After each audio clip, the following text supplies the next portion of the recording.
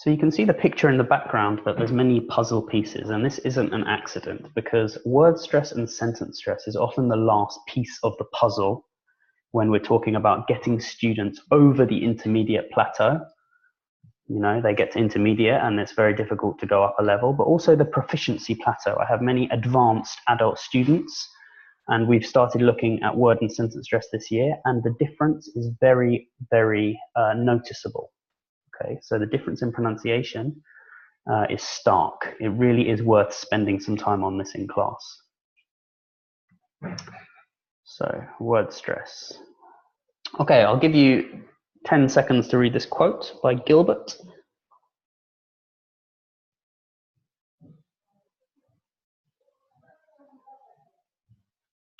So what we were saying before about the importance of stress when we're listening to something, you know, if you don't understand, oh, I can see Jose Luis there. Hello, Jose Luis. If you don't understand how a word is being said, then of course you can't understand the word itself. So it really is that important. We spend so much time on the written form of the word, okay, reading the word. But why don't we spend as much time or more time on the spoken form, okay? Are our students only going to listen? Only going to read? Are they only going to read words? I don't think so. They're probably going to listen to words more than read words. But the time that we spend is not proportional to this in class. So what is stress? Well, stress can be made in 4 ways. We can make stress by changing the volume, by changing the pitch, by changing the length, or changing the quality of the sound. Okay, the volume, the pitch, the length, or the quality, or a combination of, you know, 2, 3, or all of them at the same time. But don't teach the rules. Another quote, this by Adrian Underhill.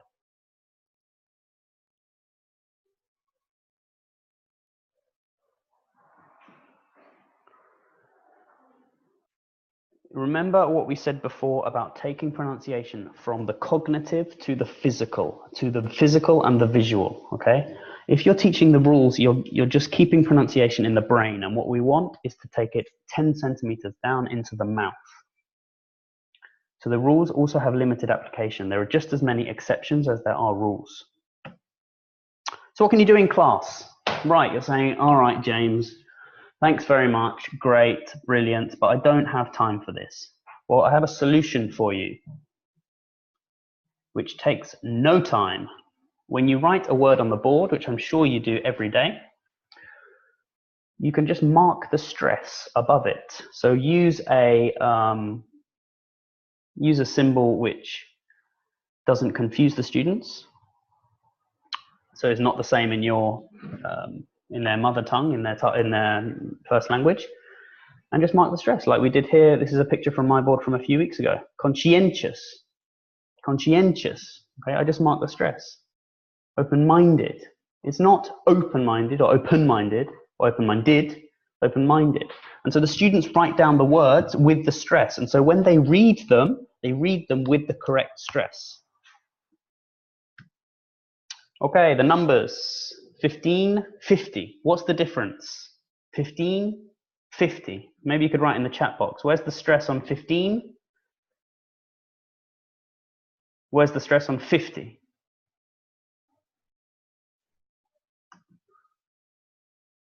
$15, 50. So on the first or the second syllable? 15,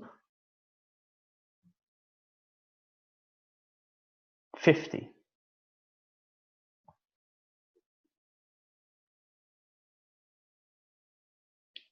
The chat box is a bit quiet. You have to minimize Facebook. Okay, I'll just tell you. So 15, the stress is on the second, of course. 50, the stress is on the first syllable. 15, second. 50, first. So we spend so much time, you know, perhaps drilling the sound n, 15, 15, 14. But in reality, the difference is the stress, not the phonemes. So when you're teaching numbers, and this goes for, children that are 5 or 10 years old that are learning these numbers, you need to focus on word stress rather than phonemes here. 15, 50. And so you can play games like bingo, just with the numbers 13 to 19, and then 30, 40, 50, 60, 70, 80, 90. Obviously, it has to be 3 by 3 because there's only 14 possible options, so you don't want everyone to win. But yeah, it's about word stress. Okay, and another thing I do, again, I'd love to be able to see you so I could show you, but I use an elastic band to stretch the stress in the word. Okay, so luckily I took some pictures. I didn't know that the camera wouldn't be working, but I took some pictures of my student Maria here, and she's stretching the stress, and then on the unstressed part of the word, it's obviously shortened. Okay, so at the top here we've got the stressed part of the word, for example, conflict. And so as she's saying it, remember, it's important to use the mouth. It's important to use the mouth. Things should not just be going on in the head. We need to get it physical. So as she's saying it, or at least mouthing it without making the sound, at least doing the movement, she's saying conflict. So it's stretching out on conflict. And the opposite, conflict. Conflict. So you're stretching it out. I know Alina's listening and she really enjoys the elastic band. It's a very good way to make it visual because, it's very difficult to stretch the band and not stress the syllable.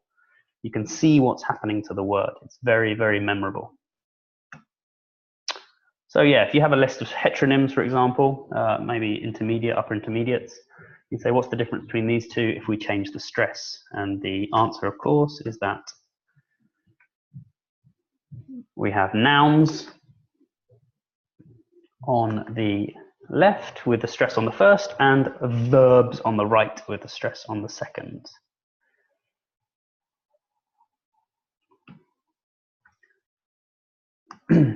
And the last one for word stress is stand on the stress. This is a really fun activity. I've done this with intermediate teenagers. I've done this with advanced adults. There really is no limit to this one. So you split a word into syllables. Syllables has 3 syllables. And if you have 3-syllable words, you have 3 students, and each one represents a syllable. The stressed syllable stands up, for example. This is my class of intermediates. Definitely. Definitely. So I'll give them a list of 4-syllable words in this case. And they can go through, a list of 4, 5, 6, depending on how long we've got. And, if we're studying sports, it could be a list of sports.